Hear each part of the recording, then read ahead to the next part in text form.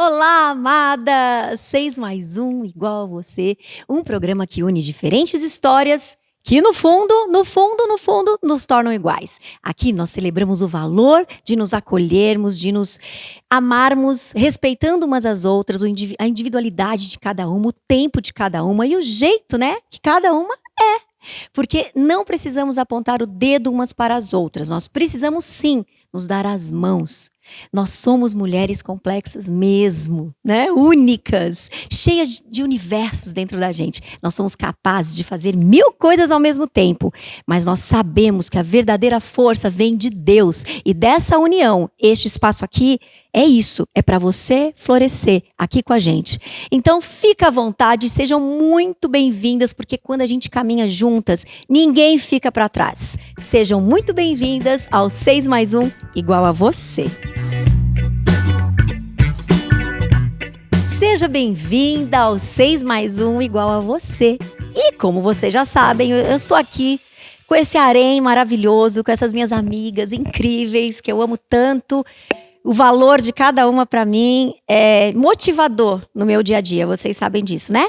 E eu vou começar a apresentá-las novamente. A minha amiga Ana Paula, a Dani, a Débora, Kika, Georgia. E eu estou aqui com a minha convidada mais que especial. Muita alegria receber você aqui, viu? De coração. Muito obrigada pela sua disposição. Vilma Costa é uma irmã amada, né, Kika? Uma irmã querida da nossa comunidade, que só acrescenta nas nossas vidas e eu precisava convidá-la para poder acrescentar na sua vida e na sua casa também. Vilma, seja muito bem-vinda. Fica muito à vontade, tá bom? Obrigada a vocês pelo convite. Uma honra para mim estar aqui com vocês hoje para poder compartilhar esse dia que é bem difícil para a gente, para minha família, mas aceito o seu convite porque eu acho que pessoas mais precisam ouvir, né, sobre essa questão do luto, né, que a gente vai falar hoje. Exato, é o nosso tema, o luto, e a gente vai falar sobre o luto mesmo de morte, tá? Então, é um pouco difícil para mim também estar aqui nessa posição, acho que para todas nós, mas todas nós já vivenciamos alguém da nossa família, né, que já partiu, algum amigo muito querido, né, Débora? Mas nós nunca passamos, né, o que você passou, Vilma. Então você fica muito à vontade, tá? O que o Espírito Santo tocar no seu coração, você fala, mas você fique à vontade. E eu já vou começar com a minha primeira pergunta, então, né? Na verdade, antes da primeira pergunta, eu gostaria de falar o nosso versículo do dia, tá? O nosso versículo do dia, ele está em Salmo 23:4, que fala assim: ainda que eu ande pelo vale da sombra da morte, eu não temerei mal algum, porque tu estás comigo, teu bordão e o teu cajado me consolam. Amém? Arrepia, né? Arrepia esse versículo. Às vezes a gente lê o Salmo 23 num outro contexto, assim, pensando mais numa proteção, não assim uma proteção mais espiritual só, né? E a gente acaba não aprofundando tanto. Então, quando a gente foi fazer o roteiro, esse versículo ele tocou profundamente, porque a gente precisa do consolo do Senhor em todas as ocasiões, não é mesmo, Vilma, na nossa vida? Vilma, você já viveu um luto, né? E se fica à vontade para falar um pouquinho desse seu luto, e eu não sei se você viveu esse luto ou se você ainda está vivendo, eu gostaria se você se sentisse à vontade para falar um pouquinho para a gente. Então, é assim, o luto, na verdade, na família, ele nunca acaba. A diferença é de como que você vai viver, né, com esse luto. Porque é o que eu digo, para a família fica, mas para as pessoas passam, né? Então é assim, exatamente hoje, está fazendo 11 anos que o meu filho foi encontrado morto na raia da USP. E assim, para mim é fácil falar, porque eu gosto de falar, isso me ajuda, me fortalece. Quanto mais eu falo, mais me fortalece, né? Então é assim, o meu filho era um jovem, ele tinha completado 20 anos no dia 2 de setembro. Aí no dia 19 ele foi numa festa da USP, lá teve um show com CPM 22, e foi o primeiro show que ele foi com o bilhete comprado por ele mesmo, né? Porque ele tinha feito 20 anos, né? Ia ser o primeiro show com o ingresso comprado por ele.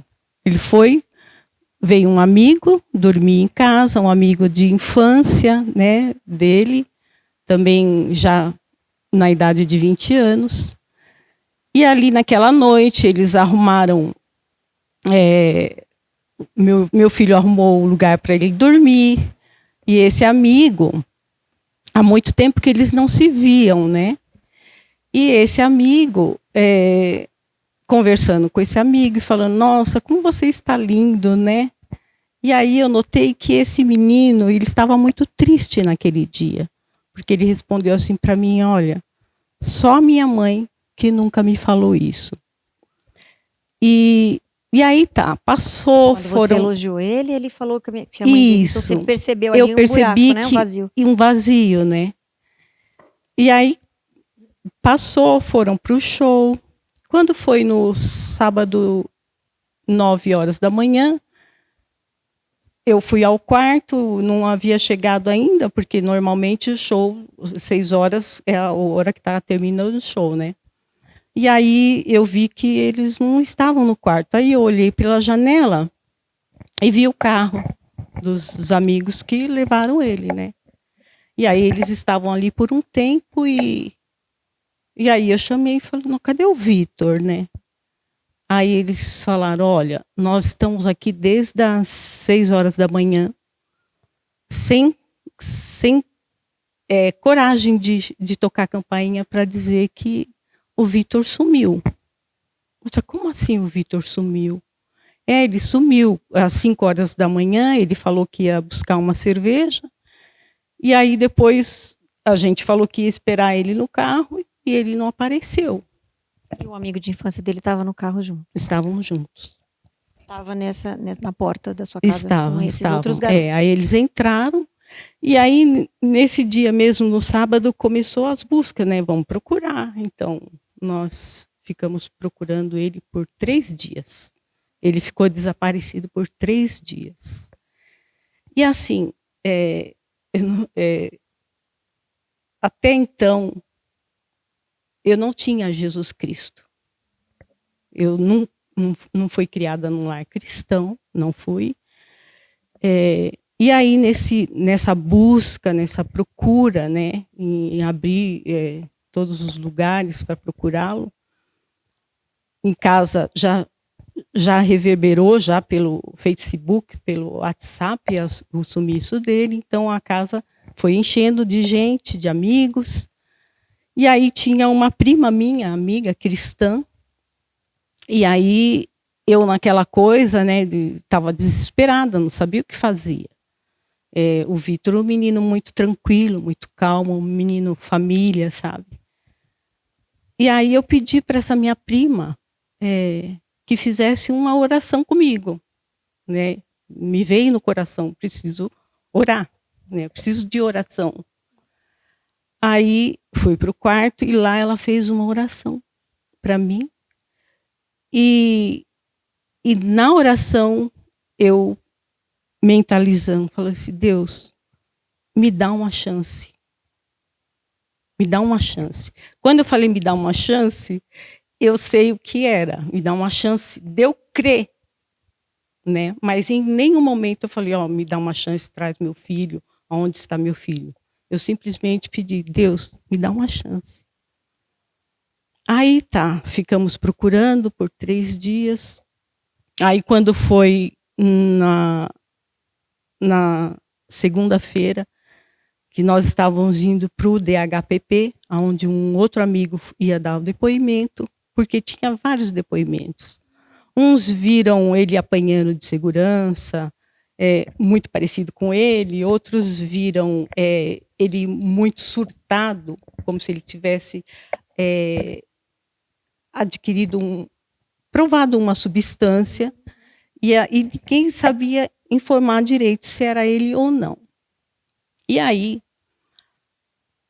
estávamos indo para o DHPP, aí logo em seguida, nós ouvimos pelo rádio que havia encontrado um corpo ali, boiando na raia da USP, que poderia ser do jovem Vitor Hugo.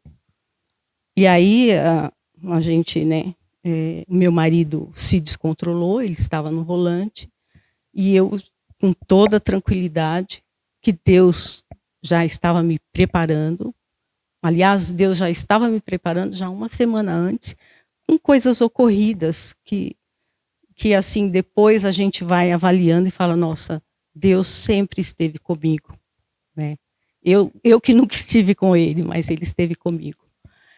E aí, nem fomos para o DHPP.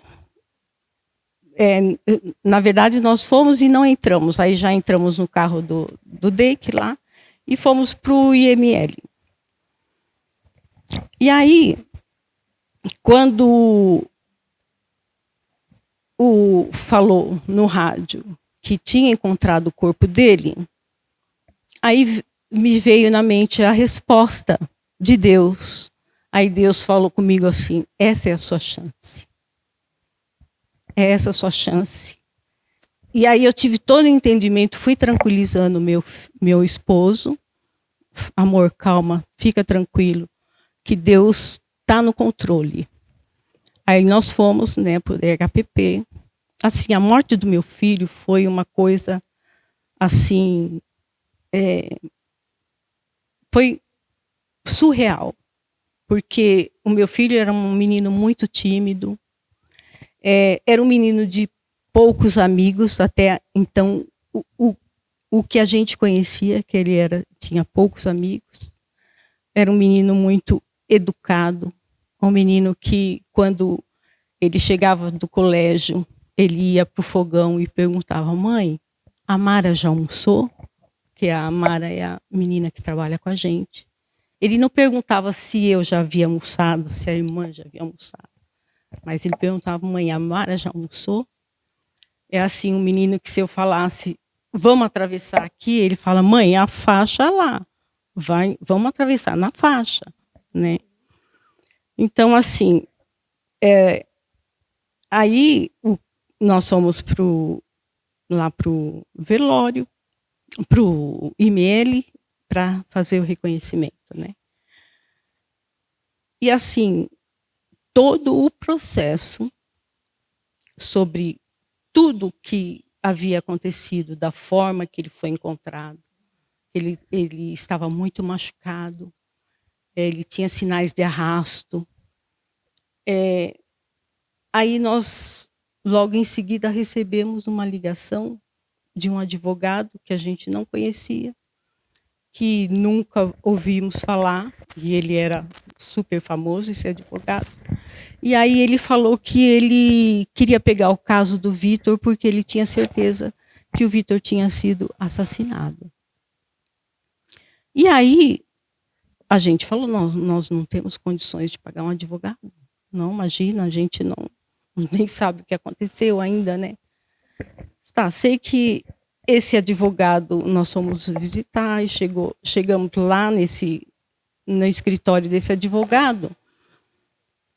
Quando ele abriu a porta, que tinha um segurança, né, na porta, ele abriu a porta para a gente entrar, e era um nigeriano que nos atendeu. Aí o nigeriano pegou e falou assim para mim, relaxa. Aí quando ele falou essa palavra relaxa, que era o meu filho que falava sempre, mãe, relaxa. Mãe, relaxa. Então, assim, foi tudo muito espiritual. As coisas, assim, pra gente, como família, né? Percebia que Deus estava falando com você, diretamente usando pessoas. Isso, exatamente. São os anjos, né, que Deus vai colocando na frente. E aí, quando a minha filha olhou e meu marido olhou para mim e falou assim: nossa, mãe, você está com um rosto tão bonito. E, nossa, a gente está vivendo um luto, né? A gente acabou de saber que encontrou o corpo do filho e a minha filha. Até sua filha, a luz de Jesus, assim, no caso, Jesus estava usando toda essa situação para resplandecer, né, a face dele na vida da sua família. Verdade, verdade, isso mesmo. E aí, nesse meio tempo, quando ainda estava na procura, né, do corpo, nós recebíamos ligações falando que estavam com ele, que tinham sequestrado, que era para a gente levar tanto em dinheiro, aproveitando, né, a situação, e minha filha já ia caindo na situação, ela, não, eu vou, não, filha, calma, pode ser trote. Então, foi muito intenso, foi muita coisa. E aí... A gente fala bastante, fica com sede. Vilma, enquanto você toma água... Isso, pega de surpresa também, né? Eu vou te dizer que, assim, já ouvi a sua história com o Vitor muitas vezes. E cada vez tem uma coisa que me chama atenção. Nesse momento, te ouvindo, o que me chama atenção é que o luto de mãe com filho não termina. Que foi uma frase que você falou logo no começo. E eu queria enfatizar isso. Porque nós vivemos uma sociedade que tem urgência de ser feliz, mas não constrói caminhos de alegria de verdade. Né? A gente tenta ser feliz a qualquer custo para não conversar com o buraco que tem dentro de nós. E nessa corrida para ser feliz, a gente atropela quem está sofrendo. E atropela a realidade de que a palavra de Deus diz que a morte é a última inimiga a ser vencida. E isso demonstra o quão forte é a morte. E a gente não pode brincar com a potência dela, zombar dela, né? E, inclusive porque foi a última a ser vencida por Jesus. Quer dizer, ele reservou um momento especial. Então, o que eu estou querendo dizer com isso? Que eu te conheço já há alguns anos. Enquanto você está falando, tem uma carga de tensão. Porque dói. Porque não é confortável. E eu queria dizer para quem está ouvindo a gente, respeite muito uma família enlutada pela morte de um filho. Respeitem muito. O coração do outro é sempre um solo sagrado. Mas o coração enlutado que tenta elaborar tudo isso. Imagina, primeira vez que eu ouvi tua história, eu não lembro com quem eu falei, a gente estava ali na igreja, eu falei assim, gente, só de ouvir a história dela, eu já entro num espaço de loucura, de falar assim, meu Deus, né?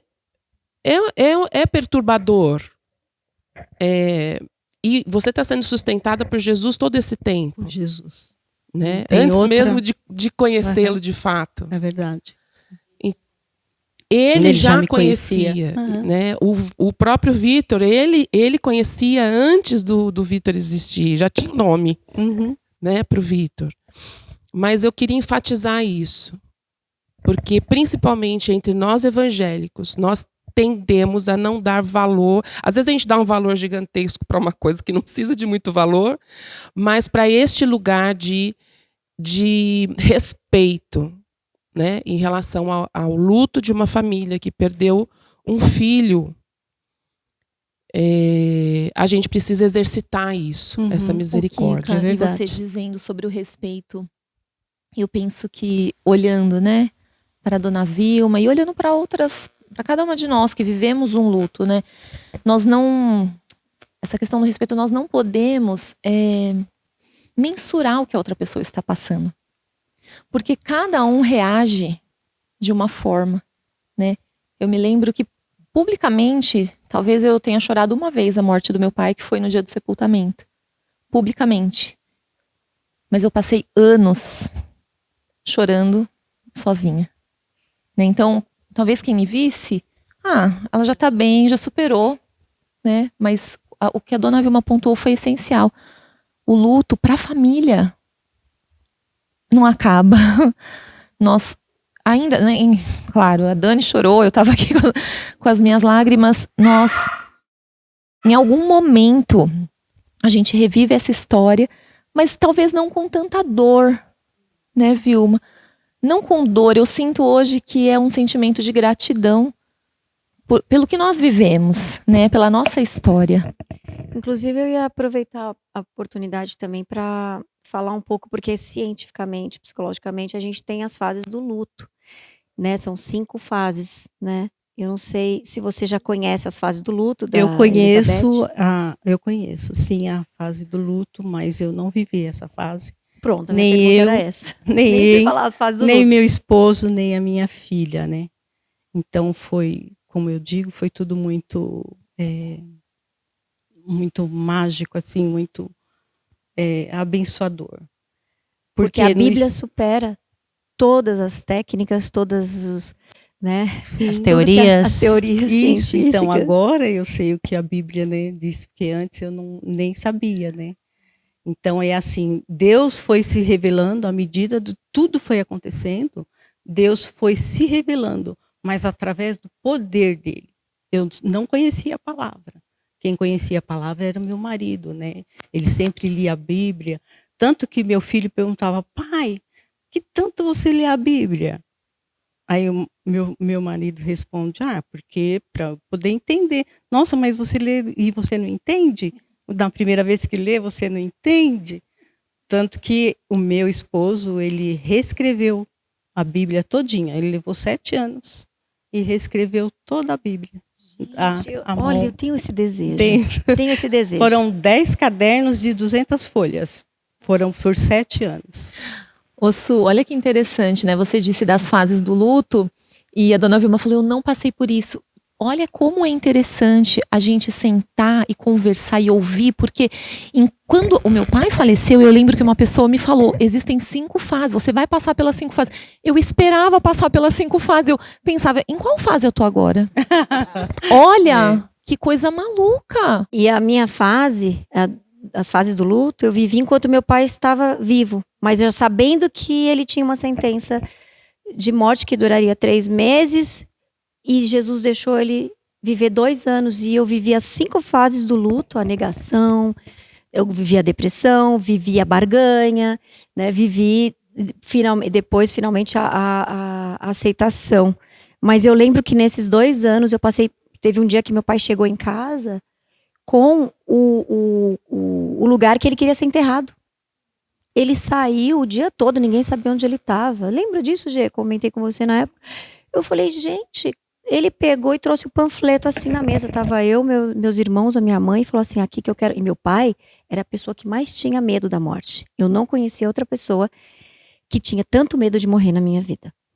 Quando meu pai chega, e aí Jesus reconstruiu a vida dele nesse período, ele aceitou Jesus como Senhor e Salvador, e nisso estava dando autoridade espiritual para o meu pai, até que ele chega com um cartaz e falando, esse é o cemitério que eu vou começar a pagar agora, que eu quero morrer, que eu quero ser enterrado.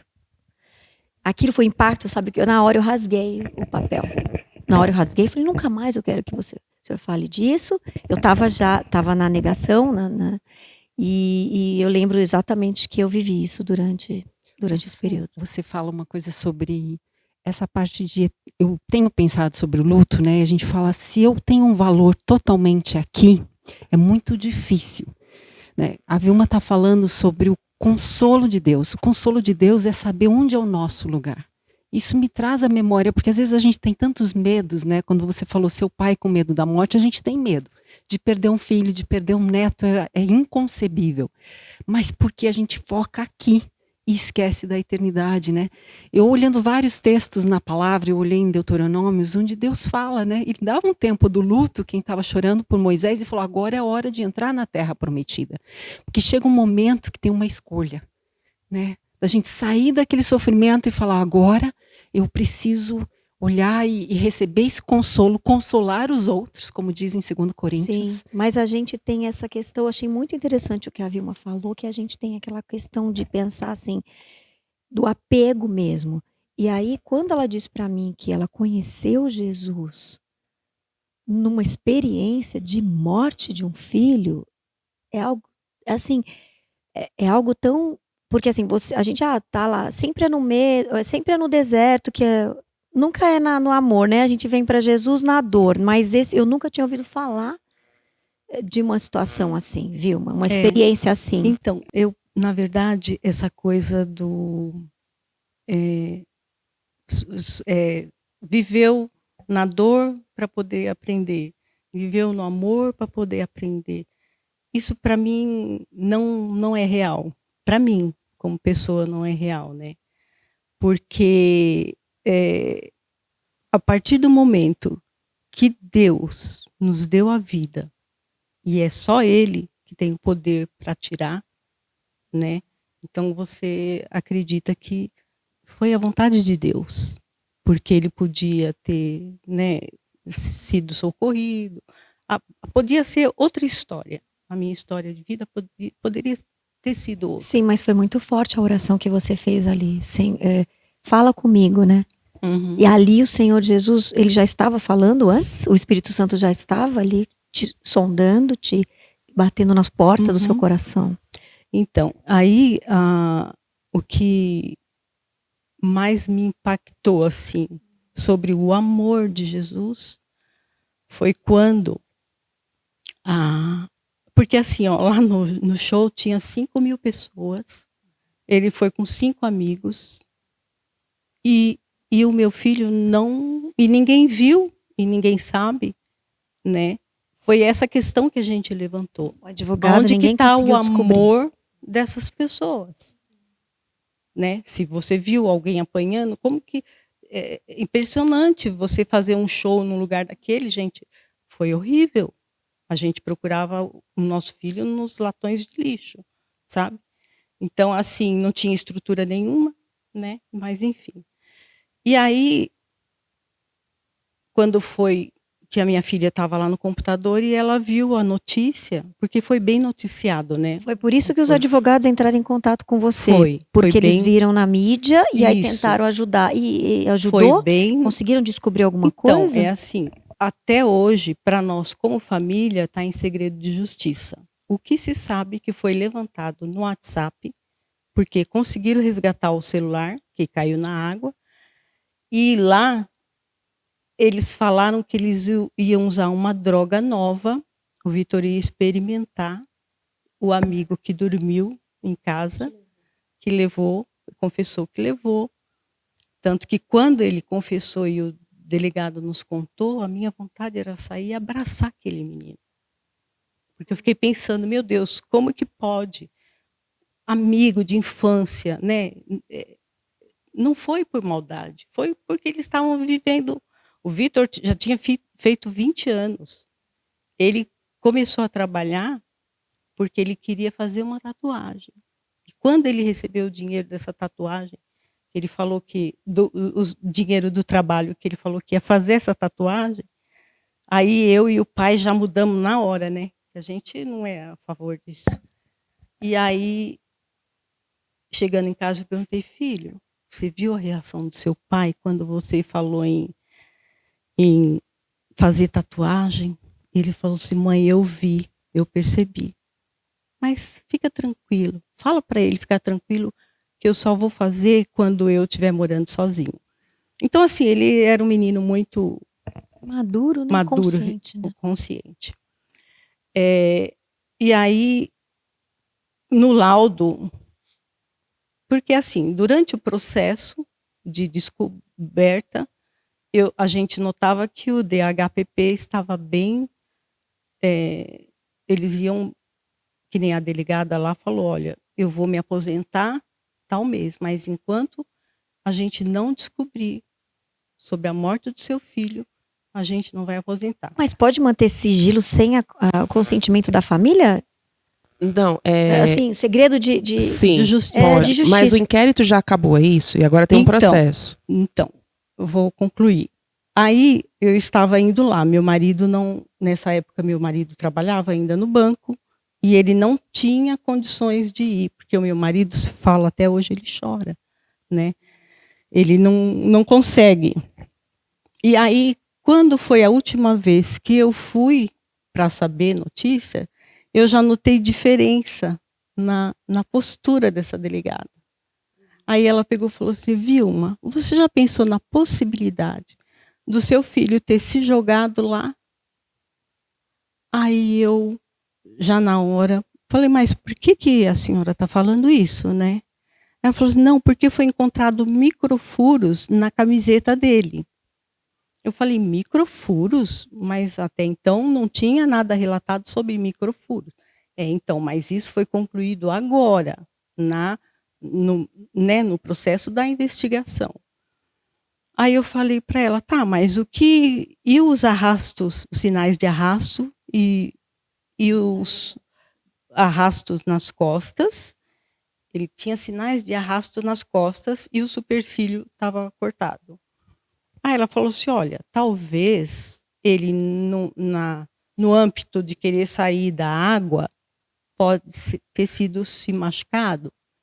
Aí, quando ela falou isso, me veio um detalhe muito minucioso, porque eles, quando resgatam o corpo, eles falam todas as características de como estava, que roupa estava, que tênis era, que cor o tênis. E lá falava assim, unhas extremamente limpas. Então, se ele estava com as unhas extremamente limpas, como que ele ia sair da água? Fazer esforço, né, para sair, porque ele teria cavado. O que ele iria fazer, né? Era segurar com as mãos, ia ter o quê? Terra, né? Então, ali eu já notei... Porque foi na raia. Porque foi na raia. Da USP. É um lago... Ele tem a margem, assim, onde tem a terra, né? O grama, a terra. Era para estar sujo e estava extremamente limpo. Então, assim, aí eu notei que... Teve uma mudança, né? Teve uma mudança. Eu não atuo em direito penal justamente por vários motivos que eu acho que são difíceis. É engraçado que, como advogado... às vezes eu falo assim, eu atuo na área de família ou na área de proteção de dados, e as pessoas falam, os outros advogados, isso é super complicado, eu atuo no penal. Cada um tem uma característica e uma habilidade, inclusive, para aquilo, né? No nosso país, não é só no nosso país, mas geralmente a investigação de crimes, ela é uma investigação muito minuciosa e que se arrasta por um tempo. Principalmente quando não tem muitos elementos, como aconteceu com o Vitor. E aí isso vai passando de mão em mão de técnico, né? E às vezes isso é muito positivo e isso é muito negativo. Então, uma das coisas que, claro, uma situação de morte, a gente não pode deixar, o país não pode deixar de investigar. Mas a gente ainda tem muita carência técnica para fazer investigações que cheguem a essas conclusões simples que ela chegou. Olha, não faz sentido ele ter tentado sair, porque senão as unhas dele não estariam limpas, mesmo ele ali naquela situação. O que eu sempre digo para as famílias em primeiro lugar, tenham pessoas de confiança na sua família, para quem você vai ligar no dia da angústia. O dia da angústia chega. Então, nutra isso. A Vilma teve a prima, para quem ela pôde recorrer e falou, ora por mim, né? Ora comigo. Existe a necessidade de você ter pessoas que você identifica intencionalmente. Parece mórbido isso, mas... como a gente vê muitas situações, né? Essa é uma dica que eu quero deixar aqui para quem está assistindo. Tenha alguém que vai tomar providências burocráticas para te apoiar. E não hesite em procurar assistência de um advogado. Principalmente diante dessas situações. E você ficou com esse advogado, né? Então, a gente ficou. A Dani quer falar alguma coisa. Fala, Dani. A gente está imersa aqui. Imagina, tô A gente está curiosa. imersa. Tá esquecendo de colocar o microfone, porque é uma situação muito. Chegou Mas é muito esclarecedor. É muito esclarecedor, mas chegou uma hora que ela entregou para Deus, literalmente, né? Pelo que eu estou entendendo, né? Então, era isso que eu ia falar. O que mais me surpreendeu, eu fiquei bem quieta até agora, ouvindo e absorvendo, porque o luto ainda é uma coisa distante para mim. Eu nunca vivi um luto próximo. Mas o que mais me surpreende, assim, em toda a história, foi o seu encontro com Jesus no meio dessa dor. E depois, o fato de você se manter nessa mesma postura de fé diante de um crime que não foi solucionado. Isso, Né? A gente verdade. fala aqui sobre questões legais e muitas vezes, quando isso acontece, o que a gente vê são as pessoas gritando por justiça, né? Eu quero justiça, eu quero justiça, eu quero justiça. E o que a gente vê na senhora e que fica de exemplo para mim, para o meu coração, é que a senhora manteve a sua postura de fé em Jesus. Ele te encontrou ali naquela situação de dor e mesmo diante de um crime que não foi solucionado, ou seja, de uma injustiça, a senhora confiou na justiça do Senhor, na Verdade. justiça de Deus. Só o E Senhor. que grande bênção presenciar isso. Então, o que eu queria concluir que é assim, não quero dizer aqui que não é para ter essa dor, mas você ter o recurso, né, de você se apresentar para Deus, saber que você tem um pai, né, que ele vai te abraçar. E que eu estou vivendo, a minha família está vivendo esse abraço, esse cuidado. Porque senão eu já teria sucumbido, né? E o que nos fortalece foi tudo o que aconteceu ao redor, e depois disso, que foi proibido festa lá, a partir do momento que houve a morte dele, foi proibido festa. Mas mesmo assim eles ainda fazem as escusas, escondido. Mas, e outra coisa, há algum tempo atrás, e ainda saiu a notícia, falando o nome dele, uma amiga chegou e falou assim, olha, Vilma, eu vi de novo falar no programa, não sei se eu posso falar o nome do programa, enfim, no programa tal, que falou novamente do Vitor Hugo. E aí eu fui procurar essa notícia para saber, né, o que havia falado. Então era um repórter, o rapaz do programa, entrevistando um delegado. E aí a pessoa fala assim, essa droga é a mesma que foi encontrada, foi a mesma que matou o Vitor Hugo? Aí quando eu ouvi aquilo, eu falei, nossa, como assim? A gente como família não sabe o que foi que aconteceu? Isso E assim, só sai de sigilo, né? E só sai de segredo de justiça se a família volta e abre e fica atrás, né? Então eu resolvi que eu não ia fazer porque eu não queria machucar o meu marido mais, né? E que a gente já estava tendo resposta, que não importava o outro, importava a gente como família que conhecia o nosso filho, né? E aí, eu fui pegar no telefone e eu ia ligar para essa pessoa do canal lá. Falar, eu quero saber por que vocês sabem e nós, como família, não sabemos o que aconteceu. Quem matou, o que foi que matou. Quando eu fui pegar no telefone, que ainda era telefone fixo, aí veio uma voz e fala, não, filha, deixa. Os jovens estão precisando saber que a droga mata. Vilma, eu acho que essa percepção que a Dani teve, né? O pregador de Eclesiastes fala que é melhor ir na casa onde há luto do que na casa onde há festa. Então, é lindo ver como, na sua experiência, você visita a casa do luto, né? Várias vezes você conta essa história e isso vai lhe curando, vai mostrando a sua fé em Cristo, né? Então, há uma reflexão, há uma lição, há uma experiência de paz na casa do luto. Isso é um absurdo, né? Você olhar que é melhor ir na casa do luto do que na festa, mas no luto tem essa experiência de um consolo sobrenatural que vem de Deus, nessa esperança que vem da ressurreição de um homem que morreu e ressuscitou para provar que há um consolo na casa do luto, né? Então, a gente vê isso na sua serenidade também, né? Na palavra encarnada na sua experiência de vida. É muito lindo ver isso. Logo também. que foi no dia do enterro, porque o caixão dele foi lacrado, né? Eu tenho um amigo que ele tem uma filhinha de 7 anos. E aí eu estava lá, sentada no sofá, toda, né, já era na madrugada. Aí daqui a pouco eu ouço um som assim: remove a minha pedra, me chama pelo nome. Gente, essa menina de 7 anos. Então é assim, olha, eu falo que dá para escrever um livro, ainda vou, se Deus quiser, e permitir, é que eu sou bem ruim, né?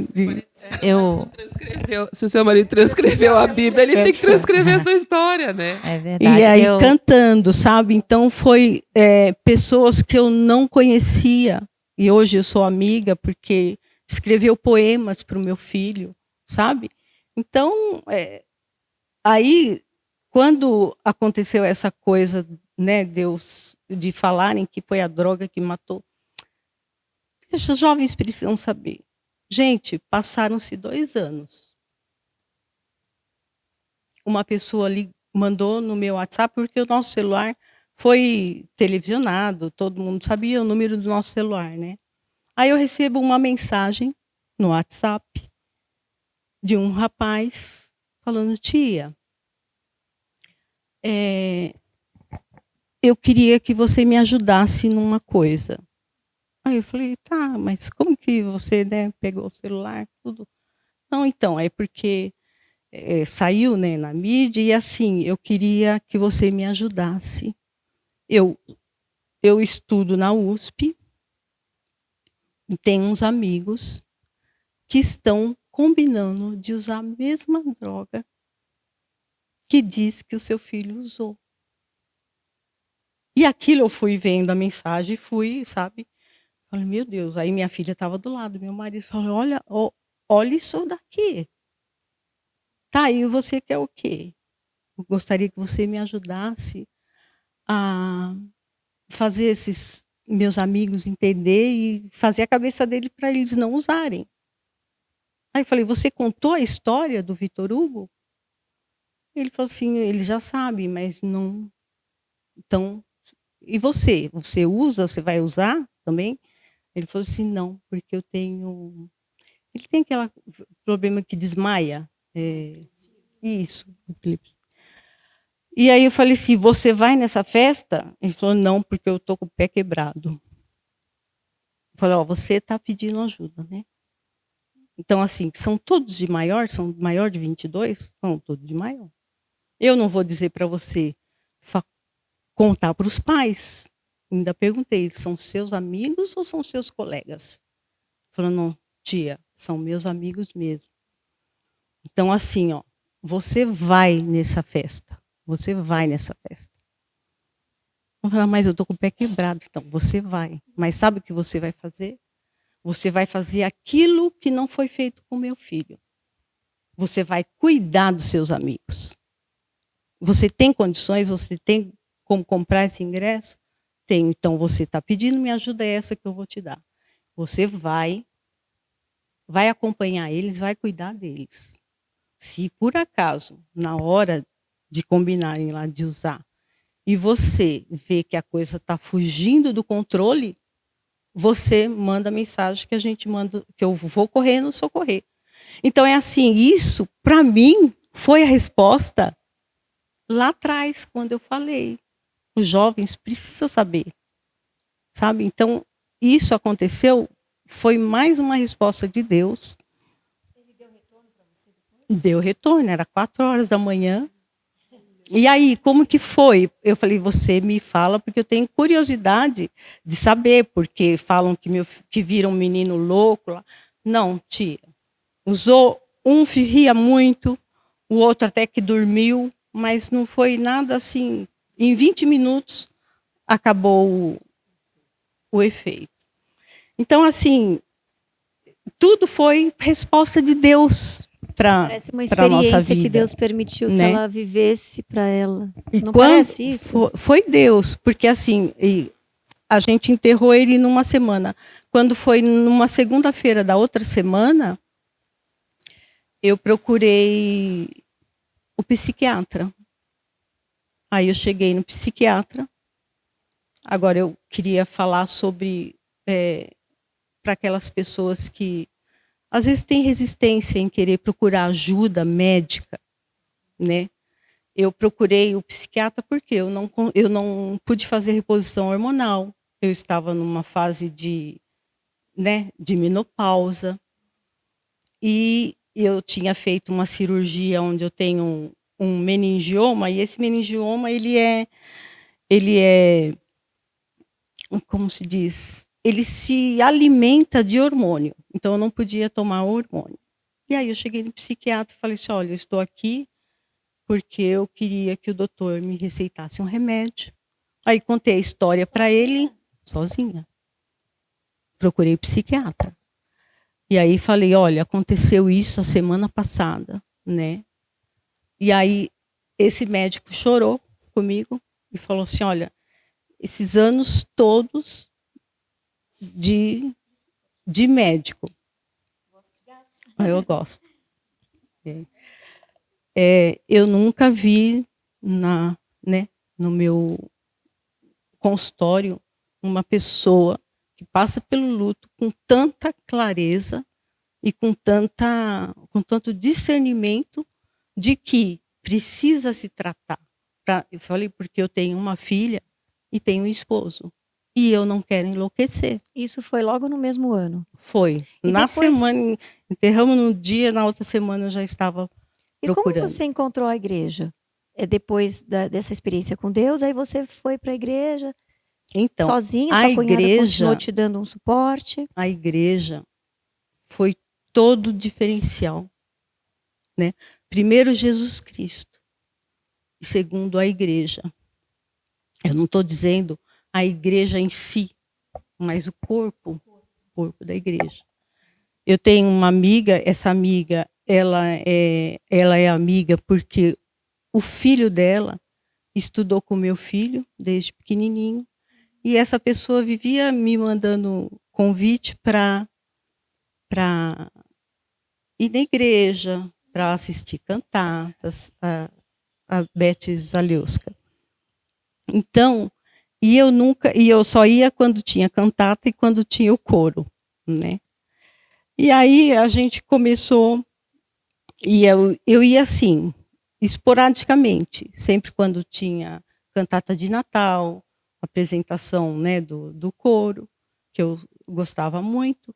E aí, quando aconteceu isso com meu filho, no primeiro ano, porque foi em setembro, né? Quando foi em dezembro, no Natal, a igreja apareceu. Eu ouço um som lá, vindo lá de fora. Vieram cantar e trouxeram uma caixa desse tamanho, com 350 cartas do Kids é o Ministério de Criança. Ministério. E assim, aquilo eu nunca tinha visto na minha vida. Um amor assim tão grande, um cuidado. Eu já ficava maravilhada quando tinha assim o encontro de mulheres, a recepção, como recebia. E você via ali que eles faziam aquilo por amor mesmo, né? Por amor. Então, aí foi assim, a igreja nos abraçou e nos levou. Seu marido acompanhou eu não fui. Todos esses passos junto com foi você. Foi porque ele vivenciou, a gente vivenciou junto. Ele já estava lá escrevendo a próxima Bíblia, uma adaptação. A parte linda, eu sempre falo do luto, eu perdi 3 pessoas num ano só, e eu sempre falava, não iria aguentar, e a gente vê que Deus derrama a graça na medida que a gente necessita, né? E esse corpo de Cristo nos sustenta nessa graça pelo tamanho amor derramado por eles. Eu vi um autor falando sobre a morte, né?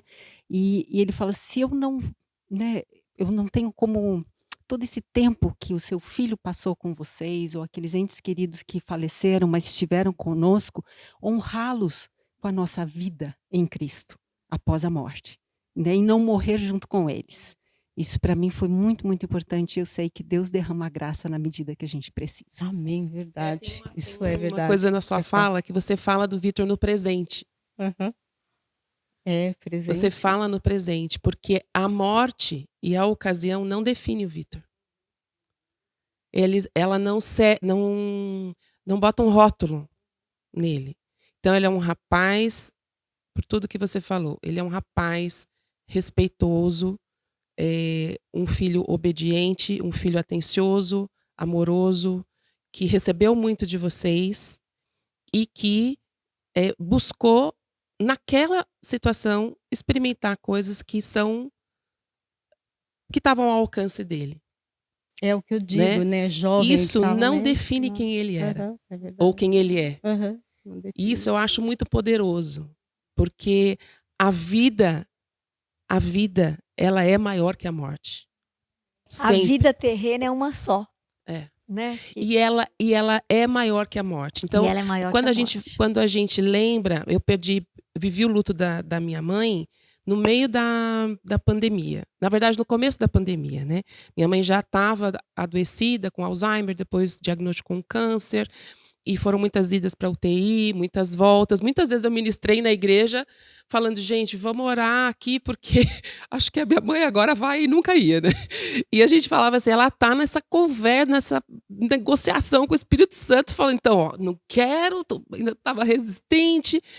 Mas todo o processo de declínio da minha mãe foi um luto para todos nós. Cada filho experimentou o processo de forma diferente. E quando a morte veio, para nós, ela não foi para mim, vou falar, ela não foi uma sentença. Ela foi um chamado. Ela foi um chamado. Então, porque o Alzheimer e o câncer destruíram muito da Júlia, né?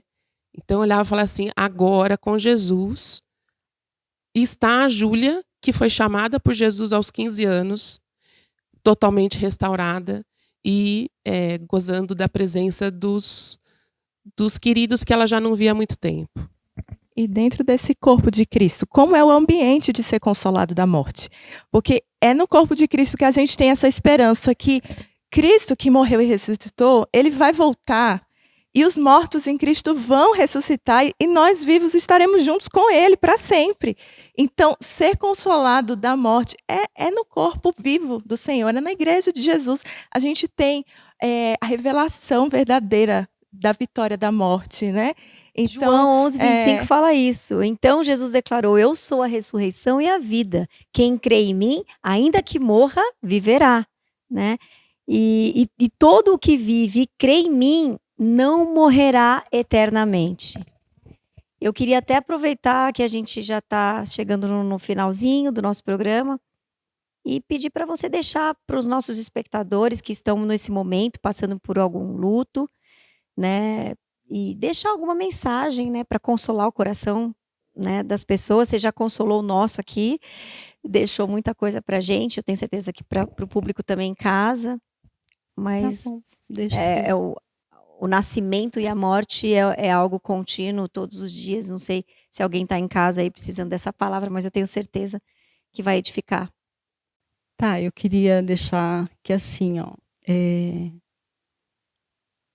é uma dor irreparável, é uma dor que não tem cura. Como diz o meu marido, é como se tivesse uma faca enfiada no seu coração e que ali vem toda hora e cutuca, você cutuca. Mas o que eu queria deixar é assim, a gente tem o Pai maior. Deus, ele é maior de tudo isso. Então, a partir do momento que você tem esse discernimento, que você procura, eu queria pedir para você, procura o Senhor. Ele é real, ele existe, ele é palpável, basta você querer. Tanto que diz, estou à porta e bato. E ele está desesperado para ter você com ele. E assim, nunca se sinta que você não precise de ajuda médica. A gente precisa, porque é uma dor muito difícil e o seu corpo vai te cobrar lá na frente. Porque são dores terríveis, e você precisa de ajuda. Eu já sofria de insônia, então se você sofre de insônia, procura, porque senão isso vai se intensificar, né? Porque a medicina está aí, Deus nos deu os dons todos para serem usados. Então use todo recurso que Deus te dá para você poder viver bem até o reencontro, se é nisso que você crê que existe um reencontro, porque a nossa esperança é essa, é a esperança do reencontro.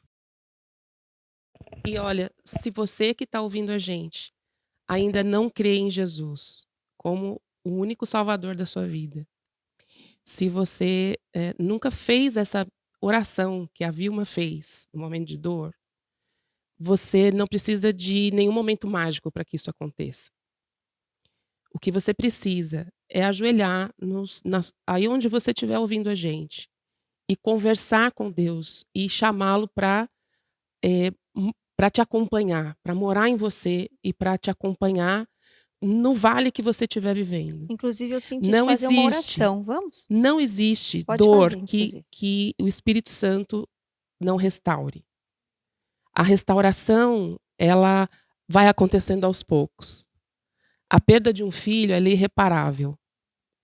Mas a restauração em Jesus, ela vai acontecendo aos poucos, na medida que o seu próprio espírito consegue absorver. Então, se você quiser que a gente ore por você depois, pode deixar na descrição o seu nome, eu quero uma oração. A gente não sabe seu endereço, a gente não sabe seu nome e a sua história, mas o Espírito Santo de Deus sabe. E essa é uma oportunidade. A gente não está aqui para falar, para fragilizar você, para mexer com as suas emoções. Esse não é o objetivo. O objetivo é que todo mundo saiba que todas nós aqui sofremos aflições, mas nós temos a garantia de caminhar com Jesus, que nos diz a todo instante, tem de bom ânimo, porque eu venci. Ele foi quem venceu a morte e é ele o único garantidor de vida. Ele é a única fonte que pode garantir vida. Então a gente fala de uma coisa triste, todas nós nos comovemos, mas onde aconteceu a dor, a graça de Deus é suficiente para transbordar e encobrir toda essa dor. E é nesse sentido que eu queria falar com você. Parece uma conversa de crente, mas é uma conversa de quem caminha com Jesus no meio do vale e sabe que Ele é o único resgatador e a única fonte de vida. Perfeito, Kika. Glória a Deus. Estava pensando exatamente até em orar, mas você já deixou o recadinho para eles pedirem oração. A gente está aqui para isso mesmo, tá bom? E o versículo para concluir o que você disse, Kika, está em Salmo 37:5, que diz assim: entregue o seu caminho ao Senhor, confie nele e tudo mais ele o fará. Se ajoelha aí no seu cantinho, fala: Senhor Jesus. Como que eu faço essa oração, Suzana? É muito simples, né, Vilma? Você simplesmente se ajoelha, fala: Senhor Jesus, eu quero conhecer o Senhor. Entra no meu coração, entra na minha vida, faz morada, perdoa os meus pecados e que eu possa crer que o Senhor é Filho de Deus e que morreu e ressuscitou por mim na cruz. Em nome de Jesus, amém. Essa é a oração, né, Vilma? Eu aprendi também uma bem fácil, bem Ótimo, simples. então aproveita para ensinar para a gente encerrar em chave de ouro. Não sei se vocês conhecem a Edmeia. Então a Edmeia fala. A Edmeia fala, se não tem palavras, você não sabe o que dizer, só fala. Pai, Pai, Pai, Pai, Pai, Pai, Pai, só Pai, Pai. Pai, Pai. E Ele está te ouvindo, Ele está ouvindo o seu coração. Amém, amém. Deixa eu te abraçar. Vamos abraçar todo mundo pra gente encerrar abraçadinho esse programa tão lindo. Vem cá, Débora, fica aqui, junta todo mundo. Vilma, muito obrigada, muito obrigada. Que Deus te honre, que Deus te abençoe, que Deus continue falando ao seu coração e te usando para cada dia você elevar essa doçura, esse amor, a presença de Deus, como você trouxe aqui hoje pra gente, em nome de Jesus. Que seu marido, que ele conclua a obra que o Senhor também tem para a vida dele, que ele possa deixar o Espírito Santo usá-lo para que ele também possa distribuir a graça e o amor de Deus e Jesus para a vida de outras pessoas. Nós já amamos muito você, sua filha, sua casa, sua família. Muito obrigada. Muito obrigada. Você pelo convite. Obrigada, meninas. Obrigada. Beijo, boa semana. Boa semana para vocês. Shalom.